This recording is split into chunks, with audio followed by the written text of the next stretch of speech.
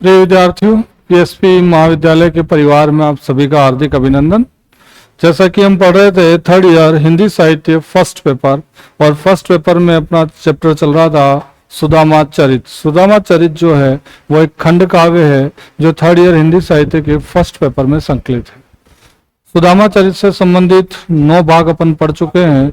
आज के सेशन में हम बात करेंगे 10वें भाग को लेकर। सुदामा चरित में जो अंतिम पद्यांश हमने पढ़ा था, वहां तक हमने ये बातें देखी थी कि सुदामा जो है वो द्वारकापुरी से पुनः कहाँ आ गए हैं, अपने गांव आ चुके होते, और अपनी गांव की सीमा पर जब खड़े रह के देखते हैं तो गांव के अंदर हाथी और घोड़ों की उन्हें रेलम पेल नजर आ रही होती है। वहीं से उसी क्रम में वहां से आगे की बात हम पढ़ते हैं कि जब श्री कृष्ण भगवान से द्वारका में सुदामा मिलकर आए हैं, भेंट करके आए हैं, उस भेंट को वो अपने गांव के लोगों को किस तरीके से बताते हैं, या ये जिस गांव को छोड़ के गए थे पुनः अपने उस गांव में आए हैं तो उसकी दीन दशा जो है उसमें क्या परिवर्तन आया है, क्या बदलाव आया है, वो सारी बातें आज के इस पद्यांश में कही गई। तो आइए देखते हैं कि सुदामा अपने गांव में आकर कैसा महसूस कर रहे होते हैं। तो कहा गया है कि वैसे ही राज समाज बने गजबाजी गने मन संभ्रम छायो, के दो पर्यो कहू मार्ग भूली के अब फेरी हो द्वारिका आयो, बौन बिलोकन को मन लोचन सोचत ही सब गांव मजायो, पूछत पांडे फिरी सब सो पर जो परी की कहू खोज न पायो। यहाँ जब सुदामा जो है वो अपने पुनः गांव लौटते हैं तो गांव आने के बाद में वे देखते हैं कि वैसो ही राज समाज बने गजबाजी गने बन संभ्रम छायो। उन्हें यहाँ पर आके भ्रांति होती है कि मैं जिस गांव को छोड़ के गया था वहां पर तो इस तरीके का माहौल नहीं था, और जब मैं आज यहाँ आकर देखता हूँ तो यहाँ राजे महाराजे का समाज मुझे नजर आ रहा होता है। हाथी घोड़ों की रेलमपेल वहां दिखाई देती है, तो उनके मन में भ्रम होता है कि क्या मैं मेरे ही गांव आया हूँ या मैं भूल कर भटक कर कहीं दूसरे गांव चला गया हूँ, क्योंकि ये गांव तो किसके समान है, द्वारका के समान है। जैसे द्वारिका सोने की नगरी थी, आज वैसा ही नगर मुझे ये नजर आ रहा है, तो मैं कहीं भूला भटका मार्ग भटक कर किसी दूसरे गांव आ गया। यानी सुदामा को अपने गांव की चमक दमक को देखकर ये विश्वास नहीं हो रहा है कि मैं अपने ही गांव आया हूँ, क्योंकि जब वो श्री कृष्ण से द्वारका मिलने गए थे उस समय तो उनके गांव में झोंपड़े थे, और झोंपड़े भी टूटे फूटे थे, और दिन जो उनकी दुर्दशा थी गांव की वो बहुत दयनीय थी। लेकिन जब वो आए हैं पुनः लौट कर तो देखते हैं कि जो वो बद से बदतर हालत में जिस गांव को छोड़कर गए थे, आज वही गांव जो एक सुनहरी नगरी के रूप में उन्हें नजर आ रहा होता है। राजे महाराजाओं का समाज उन्हें के समान वो गांव नजर आ रहा था। यहाँ तक कि सुदामा को अपने गांव किसके समान नजर आ रहा है, द्वारिका के समान नजर आ रहा होता है। इसीलिए वो मन में सोच रहे हैं कि मैं अपने ही गांव आया हूँ या मैं किसी भटक कर दूसरे गांव आ गया हूँ, या मैं मार्ग भूल गया हूँ। आगे कहते हैं कि भौन बिलोकत को मन लोचन सोचत ही सब गांव मजायो। यही बात, यही दृश्य जो देखकर वो सोच में पड़ जाते हैं, विचार कर रहे होते हैं कि पूछत पांडे फिरी सब सो पर झोपड़ी की काहू खोज न पायो। वो वहां के लोगों से पूछते हैं कि अब मेरी झोपड़ी कहाँ है, और वहां के लोगों के बीच में, घरों के बीच में अपनी झोपड़ी को ढूंढते हैं तो सुदामा को कहीं भी अपनी वो झोपड़ी नजर नहीं आ रही होती। तो इस पद्यांश से हमने ये जाना कि सुदामा जिस गांव के जिस हालत में छोड़कर गए थे दोबारा अपने गांव लौटे हैं तो उस गांव में पूरी उसकी काया पलट हो चुकी है, पूरा परिवर्तन हो चुका है, बदलाव हो चुका है। तो सुदामा मन ही मन सोच रहे हैं कि शायद मैं रास्ता भूल कर यहाँ आ गया हूँ, क्योंकि ये गांव तो किसके समान नजर आ रहा है, द्वारकापुरी के समान नजर आ रहा होता है। और वो अपनी झोपड़ी की खोज खबर ले रहे हैं, लेकिन उन्हें अपनी झोपड़ी कहीं भी मिलती नहीं। तो ये गांव की जो काया पलट हुई है ये श्री कृष्ण के आशीर्वाद से हुई है, श्री कृष्ण की कृपा से हुई है, और कृष्ण की कृपा से इस गांव की जो बदलाव और परिवर्तन हुआ है इसके बारे में सुदामा को तनिक भी कहीं कोई जानकारी नहीं होती। आगे देखिएगा, देव नगर को जच्छपुर यो भटक्यो कित आए, नाम कहाँ यदि नगर को सो न कहो समुझाए, सो न कहो समुझाए नगरवासी तुम कैसे, पथिक जहाँ संभ्रांति जहाँ के लोग अने से ना ही लाखों द्विजने देव नगर के, कृपा करी हरिदेव दियो है देव नगर के। यहाँ क्या कहा गया है कि देवनगर के जच्छपुर जो भटक्यो कित आए, यानी सुदामा ये कह रहे हैं कि मैं भटक कर किसी देवताओं के नगर में आ गया हूं, क्योंकि ये तो मेरा नगर नहीं है बल्कि देवताओं का नगर नजर आ रहा होता है। नाम कहा यदि नगर को, सो न कहो समझाए।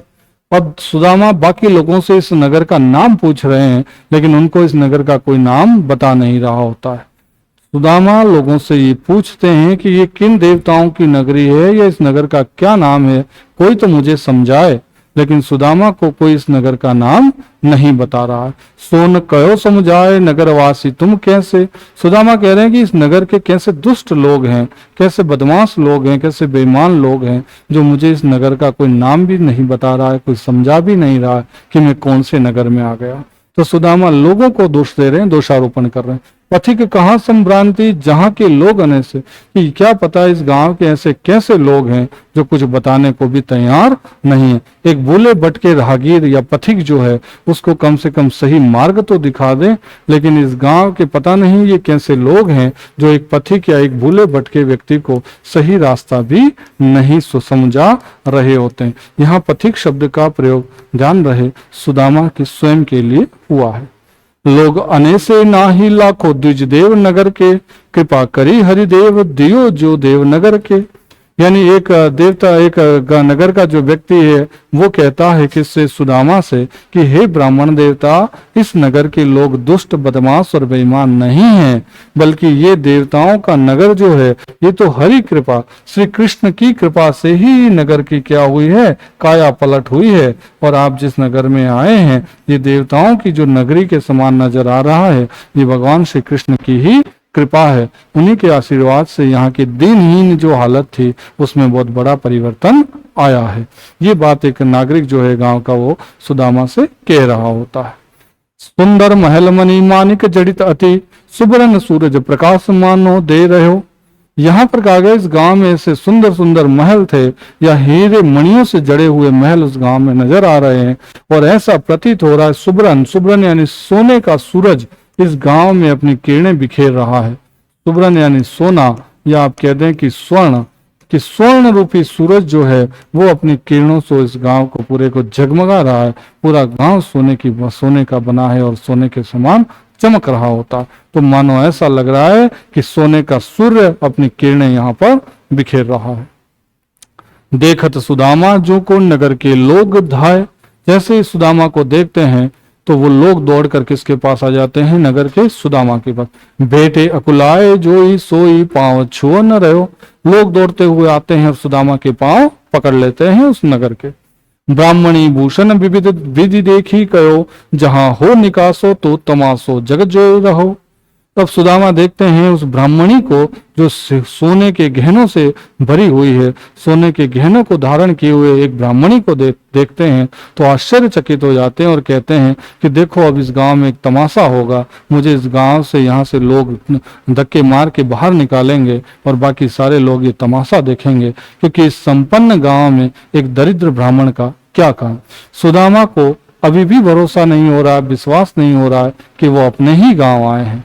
और गांव वालों से जब मिलते हैं, गांव की जो ये छवि दृश्य को देखते हैं तो आश्चर्यचकित होते हैं और कहते हैं कि इस दरिद्र ब्राह्मण को लोग अब इस गांव से बाहर निकालेंगे और ये दृश्य सब लोग, ये तमाशा जो है वो सब लोग देखेंगे और मेरा उपहास उड़ाएंगे। ऐसी दशा फिरी जब हरि को दरस पायो। और मेरी ऐसी दशा इसलिए हुई है कि मैं किसके दर्शनों के लिए गया था, श्री कृष्ण के। तो देखिए कृष्ण दर्शन से ही कितना बड़ा बदलाव आ गया है, लेकिन इस परिवर्तन, इस बदलाव से पूरी तरीके से सुदामा जो है वो परिचित नहीं है। द्वारिका के सरस सदुमापुर हवे रहो। यहाँ कहा गया कि जो सुदामापुरी है, ये सुदामापुरी किसके समान नजर आ रही होती है, द्वारिकापुरी। अब जो गांव की स्थिति देखी जा रही है तो स्वयं सुदामापुरी जो है वो द्वारकापुरी बन चुका होता है, और द्वारकापुरी और सुदामापुरी में कोई अंतर नहीं रहा है। पूरा गांव जो है वो भवन जो है वो सोने के बन गए हैं, हीरे जवाहरातों से सजे हुए सारे महल दिखाई दे रहे होते हैं। कनक दंड धारण किए द्वारपाल है द्वार, जाए दिखायो सबन मिली यह है भवन तुम्हार। अब लोग जो है वो सुदामा को अपने भवन की तरफ ले जाते हैं, उस झोपड़ी की तरफ ले जाते हैं, तो वहां पर कनक, कनक यानी सोना, कनक से आशय होता है सोना, दंड का मतलब होता है छड़ी, अब जो सुदामा की झोपड़ी थी वहां पे एक द्वारपाल खड़ा होता है और वो द्वारपाल सोने की छड़ी लिए खड़ा होता है और लोग जाके दिखाते हैं सुदामा को कि ये तुम्हारा क्या है, भवन है, जहां पर सोने की छड़ी लिए एक द्वारपाल खड़ा होता है। जैसे कृष्ण के दरबार में उनके द्वार पर द्वारपाल खड़े थे, ठीक वैसे ही सुदामा के द्वार पे भी द्वारपाल खड़ा होता है। लेकिन सुदामा को भरोसा या विश्वास नहीं हो रहा होता है कि ये उन्हीं की झोपड़ी है। तो आगे की पंक्तियों से स्पष्ट होगा। कयो सुदामा हसत हो हवे के परम प्रवीण, कुटी दिखावहु मोही सो जहां ब्राह्मणी दी। अब सुदामा उन गांव के लोगों को से क्या कहते हैं कि सुदामा कहते हैं कि तुम सभी लोग मेरे ऐसे उपहास मत बनाओ, मेरी मजाक मत बनाओ और मुझ पे हंसो मत, क्योंकि वो कहते हैं कि मैं तो दरिद्र व्यक्ति हूं और मेरा जो एक टूटी फूटी झोपड़ी थी, तो मुझे तो अपनी झोपड़ी दिखाओ। ये सोने का महल मेरे काम का नहीं, या ये महल मेरा नहीं है। मुझे तो वो कुटी दिखाओ, वो कुटिया दिखाओ जिस कुटिया में एक गरीब ब्राह्मणी रहती थी, यानी कौन, सुबुद्धि सुदामा की पत्नी रहती थी।